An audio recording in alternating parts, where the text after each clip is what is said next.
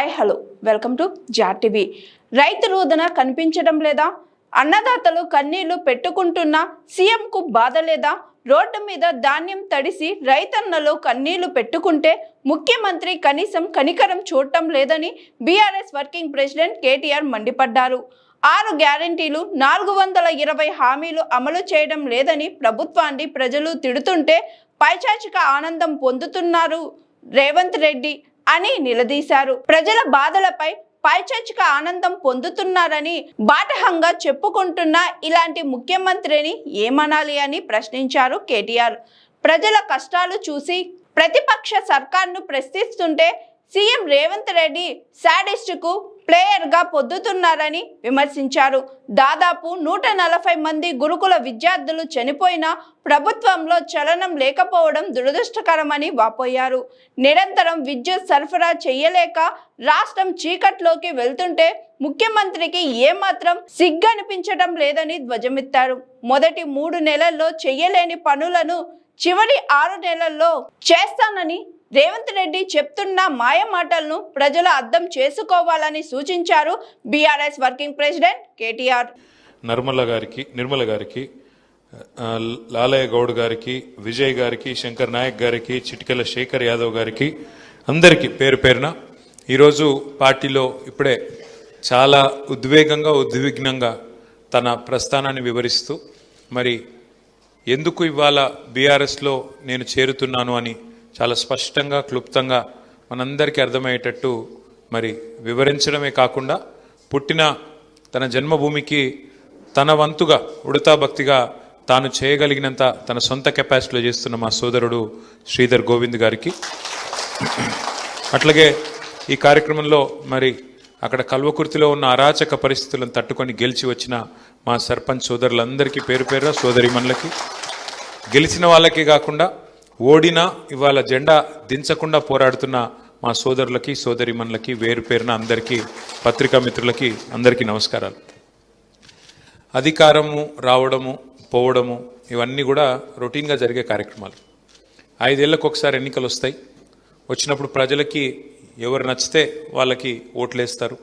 ఓట్లేసిన తర్వాత ఎవరికి మెజారిటీ స్థానాలు వస్తే వారు ప్రభుత్వాన్ని నిర్వహించే బాధ్యత వారు తీసుకుంటారు. ఇది ప్రజాస్వామ్యంలో 5 ఏళ్లకు ఒకసారి జరిగే తంతు.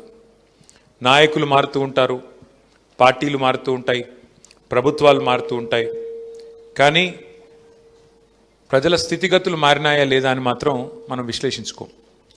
వాస్తవం ఏమంటే ఇందాక శ్రీధర్ గోవింద్ గారు మాట్లాడుతున్నప్పుడు నేను కూడా ఆలోచిస్తూ ఉంటే, సోదరుడు తన ఆలోచన విధానం, తను ఆనాడు ఉద్యమ సమయంలో తన వంతుగా 1000 మైళ్ళ దూరంలో ఉన్న 1000 కిలోమీటర్ల దూరంలో ఉన్న నా వంతుకు నేను ఏం చేయాలని చెప్పి టీవీ ముందు జై తెలంగాణ అన్న పరిస్థితి, సోషల్ మీడియాలో తనకంటూ ఒక వాయిస్ అజ్ఞాతంగానే ఉంటూ తాను బయటపడకుండా తన ఫోటో పెట్టుకోకుండా పేరు పెట్టుకోకుండా తెలంగాణ బ్లాక్ వాయిస్ అని పేరు పెట్టి మరి ఆ రోజు తను ఏ రకంగా ఉడతా భక్తిగా ఉద్యమానికి సాయం చేసిండు ఇవన్నీ చెప్తా ఉంటే నేను మనసులో అనుకుంటా ఉన్నా, ఇట్లా ఎంతోమంది అజ్ఞాత సూర్యుల వల్లే కదా ఇట్లా ఎంతో వేలాది మంది లక్షలాది మంది.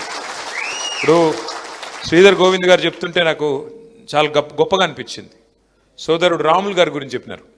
ఎక్కడున్నాడు ఆయన? రాములు, పల్లెపు రాముల, పల్లేటి రాములు గారు. తాను పెద్ద డబ్బులున్నోడు కాదు. తనకు సొంతంగా 1000 రూపాయలు లేకపోవచ్చు, లక్షల రూపాయలు లేకపోవచ్చు, కోట్ల రూపాయలు లేకపోవచ్చు. కానీ తెలంగాణ అనే సిద్ధాంతం మీద, నాయకుడి మీద, కేసీఆర్ గారి మీద ఆయనకున్న భక్తి వల్ల, ఆయనకున్న ఆరాధన వల్ల ఇవాళ ఆ గ్రామంలో జెండా కట్టి ఆ జెండా దించకుండా మరి బ్రహ్మాండంగా పోరాటం చేస్తున్న నాయకుడు. తమ్ముడు మహేష్కి కూడా మరి సొంతంగా పెద్ద ఆస్తిపాస్తులేం లేకపోవచ్చు, కానీ తనకు తోచిన విధంగా కేసీఆర్ గారి వాయిస్ని కానీ పార్టీని కానీ తెలంగాణ బాగును కోరుకునే వ్యక్తిగా సోషల్ మీడియాలో తన పాత్ర తాను పోషిస్తూ ఉన్నాడు.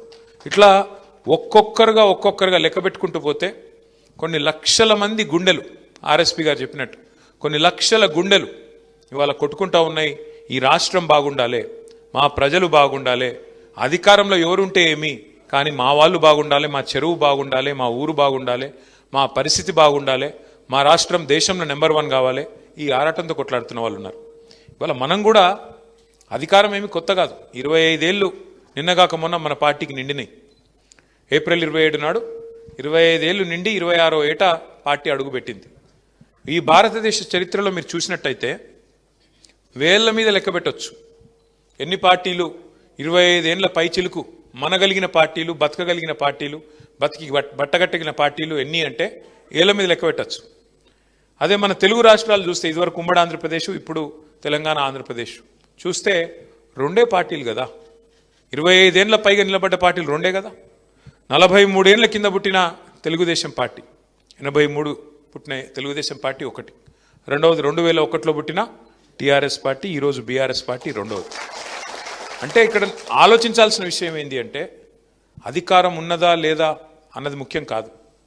ప్రజల తరపున వాయిస్ వినిపించే శక్తి ఉందా లేదా, ప్రజల తరపున పోరాడే శక్తి ఉందా లేదా, ప్రజల తరపున పోరాడే నాయకత్వ పటిమ ఉందా లేదా, అది ముఖ్యం. సరే, అధికారం ఆ ప్రాసెస్లో అప్పుడప్పుడు వస్తుంది, రాకపోతే రాదు. దాని గురించి ఏదో ఫికర్ అయిపోయి రేపు ఏమైపోతుందో, మనం అధికారంలో రాకపోతే కొంపలు అంటుకుపోతాయేమో, ఏవి కాదు. భూమి అట్లున్నది ఇట్లేం కాదు, ఆకాశం అట్లున్నది కింద ఇరిగి కింద పడదు, ఎవరు ముఖ్యమంత్రి ఉన్నా ఉండకపోయినా ఏం ఆగదు. కానీ ప్రజలు ఆలోచించుకోవాలి, ఎన్నికలు రాగానే కన్ఫ్యూజ్ కావద్దు.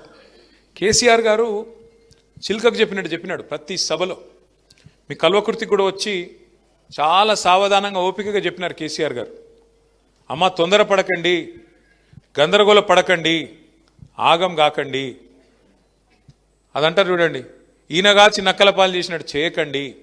తొందరపడి గందరగోళంలో ఓటేస్తే తప్పుడు పార్టీని తప్పుడు వ్యక్తులను ఎంచుకుంటే ఆగమైపోతుంది అని చెప్పిండు. కానీ మీరు కల్వకుర్తిలో వినలేదు.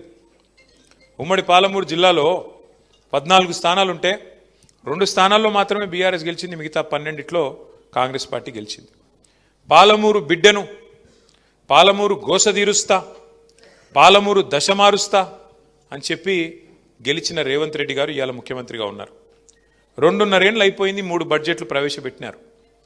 ఒక్కసారి దయచేసి గుండె మీద చేసుకొని పాలమూరు బిడ్డలు ఆలోచించాలని నేను విజ్ఞప్తి చేస్తా ఉన్నాను. ఇది మా అధికారం కోసమో మా కోటేయమని చెప్పట్లేదు, నేను మాకేదో కావాలని చెప్పట్లేదు. అధికారం ఏమీ కొత్త కాదు.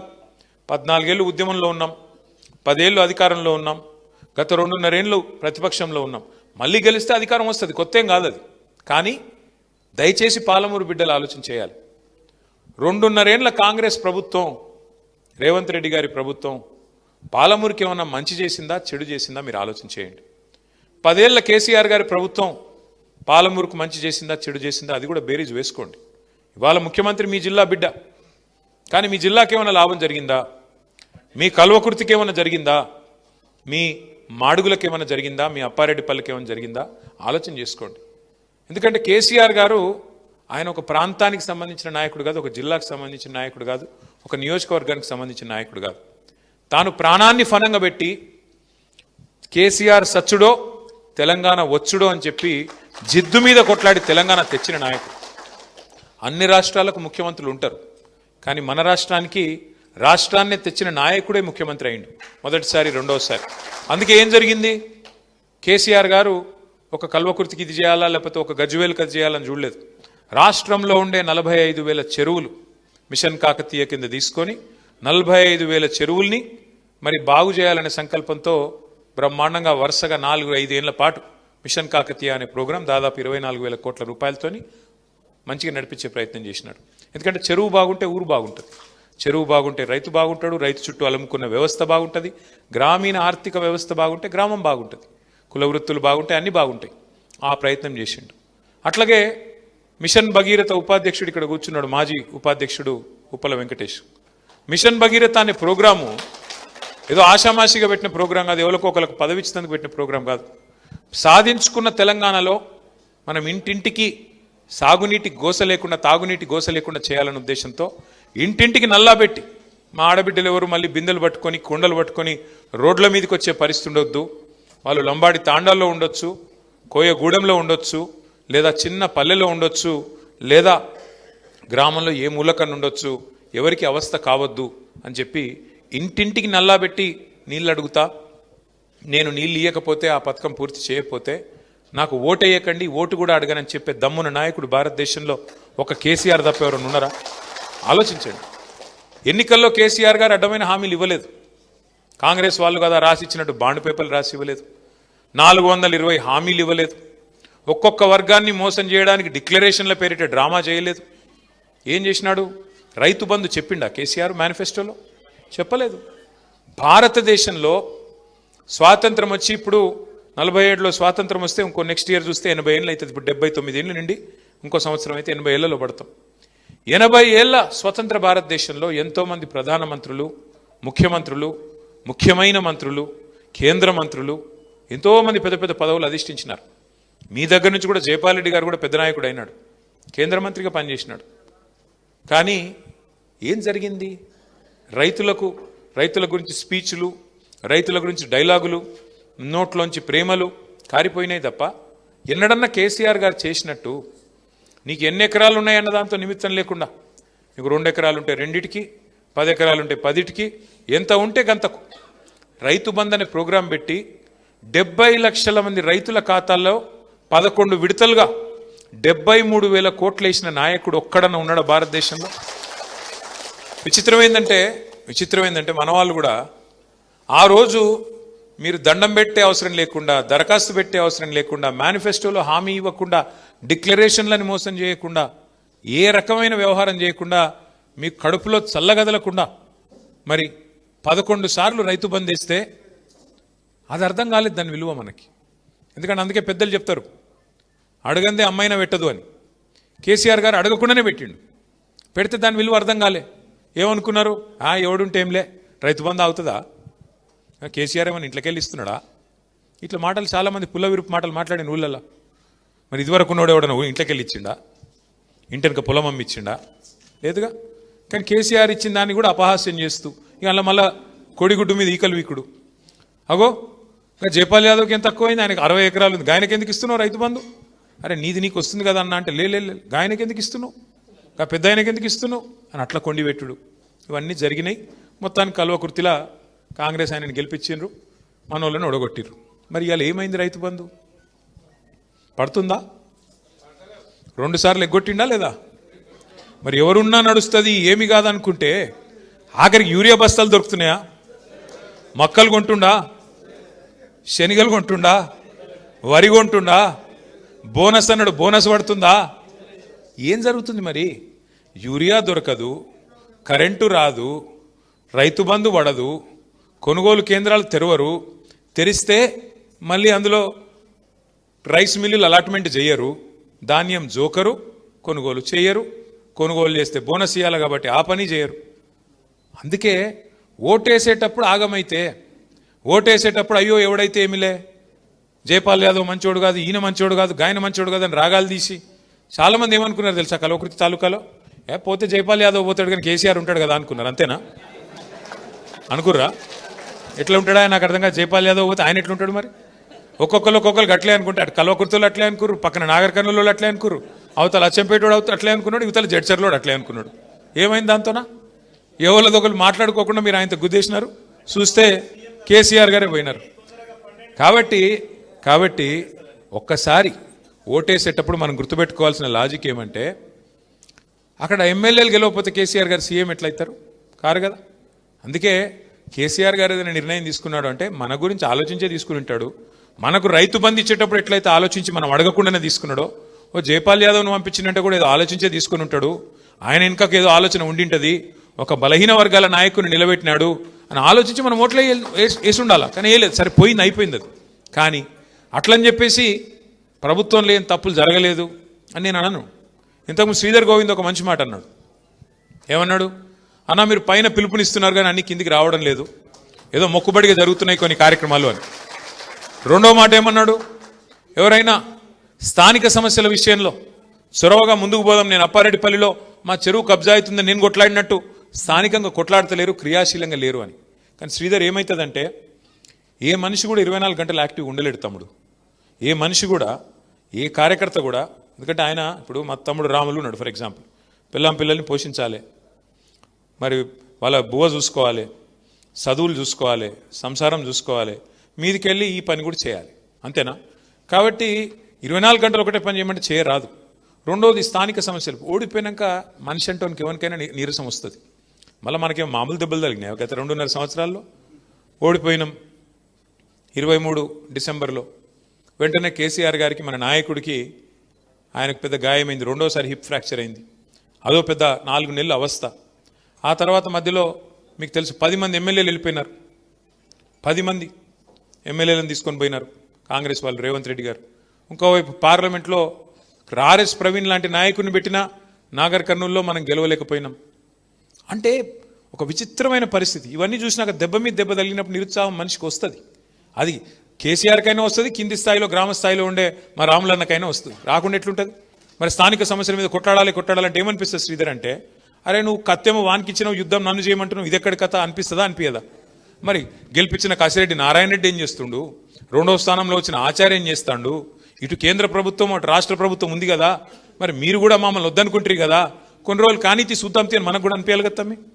సుతాంతి మరి కొత్తగా అధికారం వచ్చింది కదా వాళ్ళకు, మనం ఎందుకు ఆతృత పడ్డట్టు కంగారు పడ్డట్టు, మనమేదో వాళ్ళకు అధికారం వస్తే మనం జీర్ణించుకోలేకపోతున్నట్టు ఆగమాగమైపోతున్నట్టు మనం ఎందుకు ఉండాలి? తెలిసి రానీతి ప్రజలకు కూడా మాకు కూడా అనిపించింది. తప్పేముంది అందులో? నిజంగా కూడా రైతు బంధు మంచిగా పడుతుంటే అర్థం కాలే. రైతు బంధు మంచిగా పడుతుంటే ఏమనుకున్నారు? ఎవడుంటే ఏం తీ అనుకున్నారు. భూముల ధరలు కల్వకుర్తిలో ఇదివరకు ఎట్లున్నాయి, ఇప్పుడు ఎట్లున్నాయి? చల్లబడ్డదా కొద్దిగా? ఎవడుంటే ఏంలే అనుకున్నారా? గివే మరి నేను చెప్పేది. ఉత్తగానే పెరిగాయి. ఇప్పుడు భూముల ధరలు అంటే నేనేదో రియల్ ఎస్టేట్ దంద గురించి చెప్తలేను. భూమి ఇప్పుడు శ్రీధర్ ఉన్నాడు ఫర్ ఎగ్జాంపుల్, శ్రీధర్కి ఒక 5 ఎకరాల పొలం ఉందనుకో, ఒక ఎగ్జాంపుల్ నేను చెప్తున్నా, శ్రీధర్ ఏమనుకో. ఎటుంటుందంటే 5 ఎకరాల పొలం ఉంటే కేసీఆర్ రాకముందు 2014లో 5 ఎకరాలకు మొత్తం కలిపి ఎకరానికి 20 లక్షలు ఉండేది, మొత్తం ₹1 కోటి. కానీ కేసీఆర్ వచ్చినాక ఆ ₹1 కోటి విలువ 5 కోట్లు అయింది. అయిందా? అంటే ఏమవుతుంది? సంపద పెరిగినాక మనిషిలో ధీమా పెరుగుతుంది. ఏమనిపిస్తుంది? ఆ కోవిడ్ వచ్చింది, గిరోనా వచ్చింది, ఆ ముఖం మొత్తం దేశ ప్రపంచం అంతా గతర్ వచ్చినట్టు వచ్చి అందరూ మూతికి బట్టలు కట్టుకొని తిరిగే పరిస్థితి, ఎవడు ఇంట్లోకి వెళ్ళి బయటికి వెళ్ళిన పరిస్థితి వచ్చింది. అప్పుడు ఏమనిపిస్తుంది మనిషికి? ఎక్కడో దగ్గర ఆలోచన వస్తుంది కదా, అయ్యో నేను పోతే ఎట్లారా, డామ్మ నేను చచ్చిపోయినా అనుకో, నా పిల్లల పరిస్థితి ఏంది, మా తల్లిదండ్రుల పరిస్థితి ఏంది, వాళ్ళని ఎవడు చూసుకుంటాడు, ఏమవుతుంది? ఇది ఉంటుందా లేదా ప్రతి మనిషికి ఆలోచన? నాకేమన్నా అయితే ఎట్లా? ఎవడన్నా మన దగ్గరోడు ఎవడన్నా పోయింది అనుకో చిన్న వయసులో, మనకు కూడా కొడుతుంది ఎక్కడో గుండెలో, అయ్యో మరి మనకేమన్నా అయితే మన పిల్లల పరిస్థితి ఏంది, మన పిల్లల పరిస్థితి ఏంది, మన తల్లిదండ్రుల పరిస్థితి ఏంది, మా మిగతా వాళ్ళ పరిస్థితి ఏంది, డిపెండెన్స్ ఉంటుంది. 5 కోట్ల విలువ ఉంటేనేమో ఒక ధీమా ఉంటుంది, అరే నాకేమన్నా అయినా నా 2 ఎకరాలు అమ్ముకొని మా వాళ్ళు ఏదో తిరిగి బతుకుతారు తీ అనిపిస్తుంది.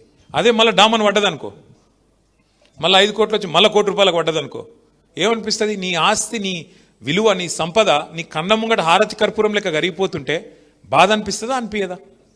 హైదరాబాద్లో చాలామంది చిరుద్యోగులు ఉంటారు, చిన్న ఉద్యోగాలు చేసుకుంటారు, ప్లాట్లు కొనుక్కుంటారు, భవిష్యత్తులో వస్తుంది నా పిల్లలకి అని చెప్పి అక్కడ మీ ఆమన్గల్ కాడ, మీ కల్వకృతి కాడ, మీ మాడుగుల కాడ ఈడికెళ్ళొచ్చి అడుగుంటారు. 200 గజాలు 300 గజాలు ప్లాట్లు, దానికి పెద్ద మార్కెటింగ్ ఉంటుంది, నడుస్తూ ఉంటుంది. మీ ఈడ గుసునలలో కూడా చాలామంది ఉంటారన్న నాకు ఎరికే. మీ కల్వకృతిలో నడిచేదే గద్దందా మాకు తెలుసు. ఎందుకు చెప్తున్నా అంటే అట్లా బతికేటోళ్ళు, మార్కెటింగ్ చేసుకుంటోళ్ళు ఉంటారు, కొనుక్కుంటోళ్ళు ఉంటారు. ఇలా వాళ్ళ ఆస్తి విలువ ఏందండి? కష్టపడి 10 లక్షలు పెట్టి 200 గజాలు ప్లాట్ కొంటే నీ కళ్ళ ముంగటనే తగ్గిపోయి 7 లక్షలు 6 లక్షలు. ఎలక్షన్లకు ముందు కేసీఆర్ ఉన్నప్పుడేమో ఎకరానికి నువ్వు ₹1 కోటి అడిగితే ఇయ్యపోతివి. ఇలా అడిగేటోళ్ళు లేకపోయా. ఎట్లా అనిపిస్తుంది? బిడ్డ పెళ్లి చేయాలన్నా, వ్యాపారం చేయాలన్నా, ఒక కొత్త పెట్టుబడి పెట్టాలన్నా, ఏమిటికి ఏం లేకపోతే, పైసలు మార్కెట్లో లేకపోతే నీ ఆస్తి విలువ హారతి కర్పూరం లెక్క కరిగిపోతుంటే ప్రభుత్వం అంటే కోపం వస్తుందా రాదా? ఈ అమ్మాయి దరిద్రుడు వచ్చినాక ఏమి రాబో ఇట్లయిపోయింది అనే ఫీలింగ్ వస్తుందా రాదా? ఇలా అది జరుగుతున్నది, తెలంగాణ వ్యాప్తంగా చర్చ జరుగుతుంది. నేనేదో మా రేవంత్ రెడ్డి గారి మీద నాకేం గెట్టు పంచాయతీ లేదు, నాకు ఆయనకేం వ్యక్తిగతమైన పంచాయతీ ఏం లేదు. బాధ ఎక్కడ అనిపిస్తుంది అంటే, తమ్ముడు అన్నాడు ఇందాక మాట్లాడుతూ, తెలంగాణ సరిగా నడవట్లేదు, మనం అనుకున్న పద్ధతుల్లో నడవట్లేదు. ఎందుకు నడవట్లేదంటే మోసం చేసి అధికారంలోకి వచ్చినారు. ప్రజల్ని మభ్యపెట్టి మోసం చేసి అడ్డగోలు హామీలు ఇచ్చి ఎవరికి చెప్పాలనుకున్నది వాళ్ళకి చెప్పినారు. కేసీఆర్ గారు ఒక బ్రహ్మాండమైన పథకం, రైతు బంధు ఒక్కటే తెలియదు, ఆయన దళిత బంధువును పథకం తెచ్చినాడు. సరే కొంతమందికి నచ్చవచ్చు, కొంతమందికి నచ్చపోవచ్చు. Hi, this is Swathi. Like చేయండి, షేర్ చేయండి, కమెంట్ చేయండి అండ్ సబ్స్క్రైబ్ చేయండి GRTV.